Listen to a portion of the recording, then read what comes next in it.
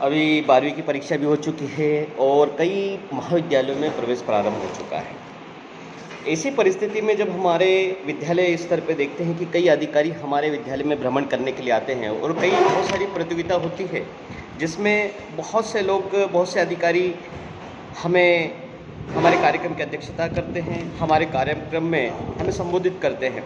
तो ऐसी परिस्थिति में क्या होता है कि हमारे मन में, हमारे ज़हन में भी ऐसे विचार उमड़ते हैं कि हम भी क्यों ना ऐसे प्रशासनिक अधिकारी बने और ऐसे रुतबे वाले अधिकारी बने, ताकि समाज को एक नई दिशा दे सके और हमारी आने वाली पीढ़ी को एक नए संदेश के साथ में हमारे जीवन को सफल बना सके। मित्रों, सबसे महत्वपूर्ण होता है कि आप या तो यूपीएससी की तैयारी करें या मध्य प्रदेश लोक सेवा के अंतर्गत होने वाली परीक्षाओं की तैयारी करें, जिससे कि आप ऐसे रुतबे वाले और प्रशासनिक पदों पर, जो कि चुनौतीपूर्ण के साथ साथ महत्वपूर्ण भी होते हैं, उसमें आप भाग ले सकते हैं और अपनी किस्मत आजमा सकते हैं। साथियों, 12वीं पास करने के पश्चात जैसे ही हम महाविद्यालय में प्रवेश करते हैं तो हमारे पास 3 वर्ष का समय रहता है।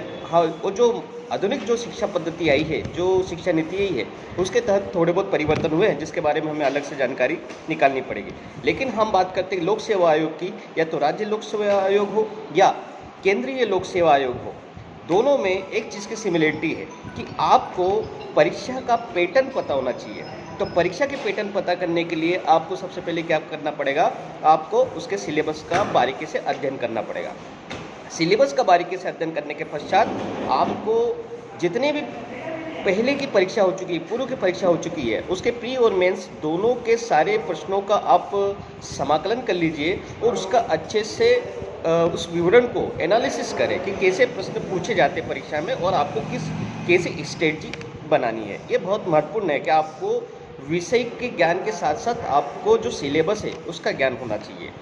साथ ही जब हम बेसिक की बात करते हैं, यदि अभी फर्स्ट ईयर में तो अभी बेसिक की तैयारी हो रही है, तो आपने को सबसे पहले जो बेसिक पाठ्य पुस्तकें हैं, जैसे एनसीईआरटी की किताबें हैं, उसका प्रॉपर एनालिसिस करें, उसका अध्ययन सबसे पहले प्रारंभ करें। उसके बाद में संदर्भ किताबें हैं और बहुत सारी जो पाठ्य पुस्तकें हैं जिसमें विस्तृत विषय की जानकारी है, उसका अध्ययन करें। साथ ही साथ अभी जो यूपीएससी का जो परिणाम आया है, उसमें बहुत सारे ऐसे लोगों के इंटरव्यू है या उनके यूट्यूब पे इंटरव्यू है, उनको एक बार एनालिसिस, उनको पढ़ें, उनको ध्यान से सुने, तो उनसे हमें प्रेरणा मिलेगी कि हमें परीक्षा की तैयारी के लिए क्या रूपरेखा अपनानी पड़ेगी। साथ साथ सबसे महत्वपूर्ण चीज़ इसमें यह आएगी कि आपको परीक्षा पास करने के लिए निरंतरता बहुत जरूरी है। तो सतत अध्ययन करें, विस्तृत अध्ययन करें, व्यवस्थित अध्ययन करें और निरंतरता बनाए रखें। बिल्कुल आप एक दिन लोक सेवक बनेंगे और निश्चित है मैं आपकी सफलता की शुभकामना करता हूं और आप एक बेहतरीन प्रशासनिक अधिकारी बनकर के हमारे समाज में आएंगे और समाज को एक उत्थान की ओर ले जाएंगे। आपको अग्रिम शुभकामनाएं। Thank you so much.